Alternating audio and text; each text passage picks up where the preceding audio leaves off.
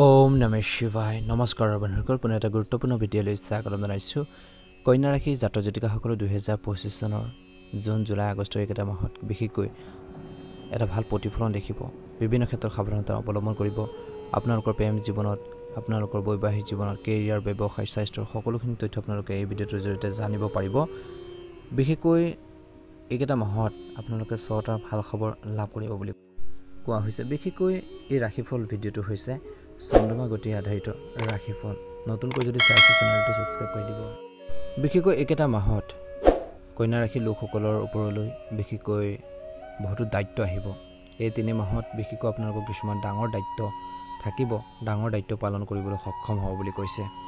বিশেষকৈ কিছুমান ডাঙৰ দায়িত্বৰ লগতে আপোনালোকৰ সপোনো বাস্তৱায়িত হ'ব। কিছুমান ভাবি থকা কিছুমান পৰিকল্পনা আপোনালোকৰ বাস্তৱত ৰূপ দিব বুলি কৈছে, ৰূপ দিব পাৰিব। এই সময়ছোৱাত আপোনালোকৰ সময় আৰু আপোনালোকৰ নিজৰ শক্তিক ভালদৰে পৰিচালনা কৰাৰ ক্ষেত্ৰত আপুনি সফল হ'ব বুলি কৈছে। অলপ কঠিন হ'ব, বিশেষকৈ এই সময়খিনিত অলপ কষ্টও হ'ব বুলি কৈছে। বিশেষকৈ জুলাই মাহৰ এই সময়খিনিত অত্যাধিক খৰচৰ বাবে আপোনালোকৰ বাজেটত অলপ অসুবিধা হ'ব পাৰে। এই সময়ছোৱাত মাটি, অট্টালিকাৰ লগত জড়িত বিবাদ, কিছু হঠাৎ ডাঙৰ খৰচৰ বাবে আপোনালোকৰ মনটো অলপ বিচলিত হৈ পৰিব পাৰে। অৱশ্যে আপুনি সকলো প্ৰত্যাহ্বানৰ মাজতে জীৱনত আগবাঢ়ি যোৱাৰ সুযোগ পাব বুলি কৈছে। এই 3 মাহৰ সময়খিনিত বিশেষকৈ ধৰ্মীয় স্থানলৈ যোৱাৰ পৰিকল্পনা হ'ব। এই সময়ছোৱাত ধনৰ যি প্ৰৱাহ অলপ কম হ'ব বুলি কৈছে, ব্যয় বেছি হ'ব। এই 3 মাহত আপোনালোকৰ ইনকাম হ'বও, সেই অনুসাৰে কিন্তু তাতকৈ আপোনালোকৰ বেছি খৰচৰ অনুপাতটো বাঢ়িব বুলি কৈছে। যদি আপুনি এজন কৰ্মৰত ব্যক্তি, বিভিন্ন কৰ্মৰ ক্ষেত্ৰত জড়িত, বিভিন্ন কামত আপোনালোকে জড়িত হৈছে, বিভিন্ন কাম কৰি জীৱন নিৰ্বাহ কৰিছে, ঘৰখন চলাইছে, নিজৰ সমস্যাখিনি সমাধান কৰিছে, সেইখিনি ক্ষেত্ৰত এটা ভাল প্ৰতিফলন দেখিব বুলি কৈছে। কৰ্মক্ষেত্ৰত সহকৰ্মীসকলৰ সৈতে তৰ্ক আৰু বিৰোধিতাৰ সন্মুখীন হ'বলগীয়া হ'ব পাৰে। আপোনালোকৰ ছিনিয়ৰৰ পৰা আশা কৰাৰ ধৰণৰ সহায় নাপালে আপুনি অলপ বিচলিত হ'ব পাৰে। যদি আপুনি ব্যৱসায়ৰ সৈতে জড়িত, তেন্তে বজাৰত বিশেষকৈ আপোনালোকৰ কিছুমান যদি সমস্যাৰ সন্মুখীন হোৱাৰ লগতে কৈছে যে আপোনালোকৰ প্ৰতিযোগীৰ সৈতে তীব্ৰ প্ৰতিযোগিতা কৰিবলগীয়া হ'ব পাৰে, কম্পিটিশ্যন হ'ব। এই সময়ছোৱাত আপুনি ইতিমধ্যে কৰা যি পৰিকল্পনাত পৰিৱৰ্তন কৰিবলৈ চেষ্টা কৰিব পাৰে। যি পৰিকল্পনা কৰিছে সেইখিনি কিছু চেঞ্জেছ বা পৰিৱৰ্তন কৰিবলৈ চেষ্টা কৰিব পাৰে। অৱশ্যে কোনো বৃহৎ পৰিৱৰ্তন বা নতুন পদক্ষেপ লোৱাৰ আগতে, ডাঙৰ পৰিৱৰ্তন কৰিব বিচাৰিছে, ব্যৱসায়ত নতুন এটা পদক্ষেপ ল'ব বিচাৰিছে, কিন্তু তাৰ আগতে আপোনালোকৰ শুভাকাংক্ষীসকলৰ পৰা পৰামৰ্শ ল'বলৈ একেবাৰে নাপাহৰিব। কেৰিয়াৰ বা ব্যৱসায় সম্পৰ্কীয় কোনো সিদ্ধান্ত খৰখেদাকৈ আৰু আৱেগিকভাৱে লোৱাৰ পৰা বিৰত থাকক।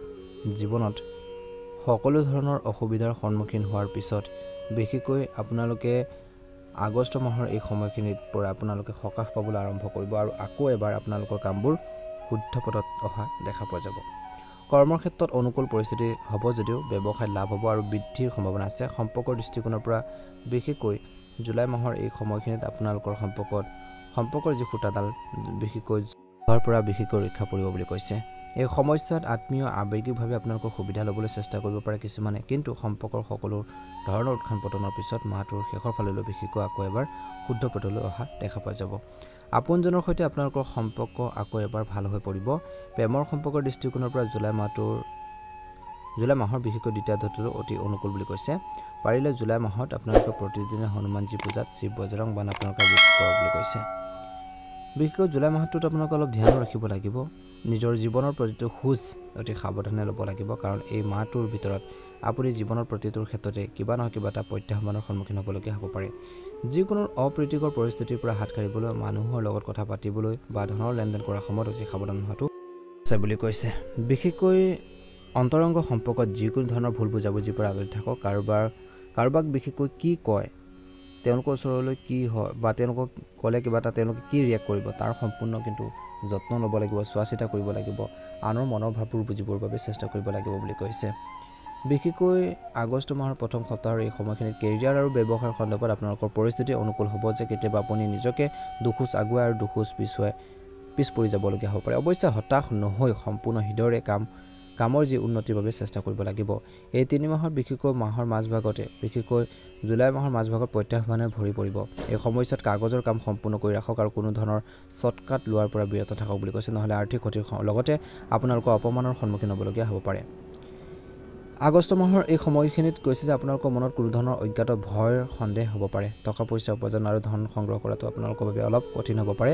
এই সময়ত বিশেষকৈ কন্যা ৰাশিৰ লোকসকলে বিভ্ৰান্তিৰ অৱস্থাত কোনো সিদ্ধান্ত লোৱাৰ পৰা বিৰত থাকিব লাগে। মাটি অট্টালিকা বা পূৰ্বপুৰুষৰ সম্পত্তিৰ লগত জড়িত বিবাদ আদালতলৈ নিয়াৰ পৰিৱৰ্তে আপোনালোকৰ কৈছে যে আলোচনাৰ মাধ্যমেৰে সমাধান কৰাটো ভাল হ'ব। বিশেষকৈ এই মাহৰ জুলাই মাহৰ শেষৰ দলৈ বিশেষকৈ হয়তো আপোনালোকৰ বাবে কিছু সকাহ কঢ়িয়াই আনিব। এই সময়ছোৱাত আপোনালোকৰ শুভাকাংক্ষী আৰু পৰিয়ালৰ সদস্যৰ সহায়ত আপুনি কিবা এটা নহয় কিবা এটা সমস্যাৰ সমাধান বিচাৰি উলিয়াব পাৰিব বুলি কৈছে। বিশেষকৈ আগষ্ট মাহৰ প্ৰথম সপ্তাহৰ এই সময়খিনিত প্ৰেমৰ সম্পৰ্ক অটুট ৰাখিবলৈ যিকোনো ধৰণৰ ভুল বুজাবুজিৰ পৰা আঁতৰি থাকিব লাগিব। ইয়াৰ লগতে খাদ্যাভ্যাস সঠিক কৰি ৰাখি বিশেষকৈ নিজৰ স্বাস্থ্যৰ যত্ন কৰিব লাগিব বা ভাল কৰি ৰখাটো উপযুক্ত হ'ব। বিশেষকৈ শিৱলিংগত আপোনালোকে পূজা কৰক, বিশেষকৈ বিশুদ্ধ জল বা পানী আগবঢ়াওক বুলি কৈছে। এটা ভাল প্ৰতিফলন দেখিব। বিশেষকৈ আগষ্ট মাহৰ দ্বিতীয় সপ্তাহৰ এই সময়খিনি শুভ আৰু সৌভাগ্যৰ কথা। কেৰিয়াৰ আৰু ব্যৱসায়ৰ দৃষ্টিকোণৰ পৰা বিশেষকৈ আৰম্ভণি অলপ কঠিন হ'ব যেন লাগিব পাৰে, কিন্তু শেষত কথাবোৰ আপোনালোকৰ পক্ষত হ'ব বা যাব। আপুনি জীৱনৰ প্ৰতিটো ক্ষেত্ৰতে লাভ আৰু সফলতা লাভ কৰা দেখা পোৱা যাব। এনে পৰিস্থিতিত নেতিবাচক অনুভূতি মনলৈ অহাৰ পৰিৱৰ্তে ইতিবাচক হৈ নিজৰ কামবোৰ ভালকৈ কৰি থকাটো উপযুক্ত হ'ব। ব্যৱসায়ৰ সৈতে জড়িত লোকসকলে বিশেষকৈ এই সময়খিনিত যিকোনো আঁচনি বা ব্যৱসায়ত ধন চিন্তা কৰি বিনিয়োগ কৰিব লাগে, নহ'লে আশা কৰাতকৈ কম লাভ কৰিব পৰা যাব। এই সময়ছোৱাত লেহেমীয়া গতি হ'লেও কেৰিয়াৰ আৰু ব্যৱসায়ৰ ক্ষেত্ৰত অগ্ৰগতি হ'ব। বিশেষকৈ আগষ্ট মাহৰ দ্বিতীয় সপ্তাহৰ এই সময়খিনি পূৰ্বপুৰুষৰ সম্পত্তিৰ পৰা বিশেষকৈ কিছু লাভান্বিত হ'ব পাৰে। লাভৰ কিছু বাধা দূৰ হ'ব লাভৰ ক্ষেত্ৰত। মাহৰ মাজভাগত আপোনালোকৰ জীৱনৰ নতুন সুযোগৰ দুৱাৰ মুকলি কৰি আপোনালোকে আগবাঢ়িব। এই সমস্যাত জীৱিকাৰ সৈতে জড়িত সমস্যাসমূহ দূৰ কৰা হ'ব। আকাংক্ষিত পদোন্নতি বা পদ পাব। ব্যৱসায়ৰ লগত জড়িত লোকসকলে এই সমস্যাত আকাংক্ষিত লাভ পাব। বিশেষকৈ আগষ্ট মাহৰ তৃতীয় সপ্তাহৰ এই সময়খিনিত ব্যৱসায় চুক্তি কৰিব পাৰে, যাৰ ফলত ভৱিষ্যতে আপোনালোকৰ বৃহৎ সুবিধা লাভ কৰিব। এই সময়ছোৱাত আয় বৃদ্ধিৰ বহুত সুযোগ হ'ব, যাৰ ফলত আপোনালোকৰ সঞ্চিত ধন সম্পত্তি বৃদ্ধি পাব। সম্পৰ্কৰ দৃষ্টিকোণৰ পৰা বিশেষকৈ আপোনালোকৰ বাবে অনুকূল হ'ব। পৰিয়ালত ঐক্য আৰু পাৰস্পৰিক মৰম থাকিব। আপোনালোকৰ ভাই ভনীৰ সম্পূৰ্ণ সহযোগিতা আৰু সমৰ্থন লাভ কৰিব বুলি কৈছে। এই 3 মাহত বিশেষকৈ বৈবাহিক জীৱনটো সুখী হৈ থাকিব। আপুনি আপোনালোকৰ জীৱনসংগীৰ সৈতে সুখৰ মুহূৰ্ত কটাবলৈ সুযোগ পাব। প্ৰেমৰ সংগীৰ সৈতে আপোনালোকৰ সম্পৰ্ক মধুৰ কৰি ৰাখিবৰ বাবে চেষ্টা কৰিব লাগিব। নিতৌ তুলসীজী পৰিৱেশ কৰক বুলি কৈছে। ৰাতিপুৱা সূৰ্য দেৱতাক আপোনালোকে প্ৰণাম কৰি কামখিনি আৰম্ভ কৰক বুলি কৈছে। এই মাহত অলপ ধ্যান ৰাখিব লাগিব কিছু ক্ষেত্ৰত। আপোনালোকৰ বাবে কিছু ডাঙৰ প্ৰত্যাহ্বানৰ সৈতে আপোনালোকৰ এই 3 মাহটো পাৰ হ'ব। এই সময়ছোৱাত পৰিয়ালৰ সৈতে জড়িত সমস্যাৰ লগতে কামৰ লগত জড়িত কিছু সমস্যাৰ সন্মুখীন হ'বলগীয়া হ'ব পাৰে। এই সময়খিনি কেৰিয়াৰ আৰু ব্যৱসায়িক দৃষ্টিকোণৰ পৰা অলপ কঠিন হ'বলৈ গৈ আছে, গতিকে সাৱধান হ'ব। নিয়োজিত লোকসকলে জ্যেষ্ঠ লোকৰ কামৰ সন্দৰ্ভত তেওঁলোকৰ ওপৰত খং কৰিব পাৰে, অৰ্থাৎ আপোনালোকৰ ওপৰত খং কৰিব পাৰে বুলি কৈছে। আনহাতে আপোনালোকৰ বিৰোধীসকলে কৰ্মক্ষেত্ৰত সক্ৰিয় হৈ আপোনালোকৰ কামত বাধাৰ সৃষ্টি কৰিবলৈ চেষ্টা কৰিব পাৰে। এই সময়ছোৱাত আয়কৈ খৰচ বেছি হ'ব। প্ৰথমতে কৈছিলোঁ ধ্যান ৰাখিব। কঠোৰ পৰিশ্ৰম আৰু চেষ্টাৰ পিছতো আয়ৰ যি স্তৰ বৃদ্ধি কৰিব নোৱাৰিব পাৰে, ফলত আপোনালোকৰ মনত অলপ খঙৰ অৱস্থা এটা থাকিব পাৰে, কিন্তু ধৈৰ্য ধৰিব, ভাল হ'ব। চৰকাৰী সেৱাৰ লগত জড়িত বিষয়সমূহ বিশেষকৈ আপোনালোকৰ চিন্তাৰ ডাঙৰ কাৰণ হৈ পৰিব পাৰে বুলি কৈছে, গতিকে ধ্যান ৰাখিব। বিশেষকৈ আপোনালোকৰ মনটো ধৰ্মৰ সামাজিক কামত বিশেষকৈ বৰ মগ্ন হৈ পৰিব।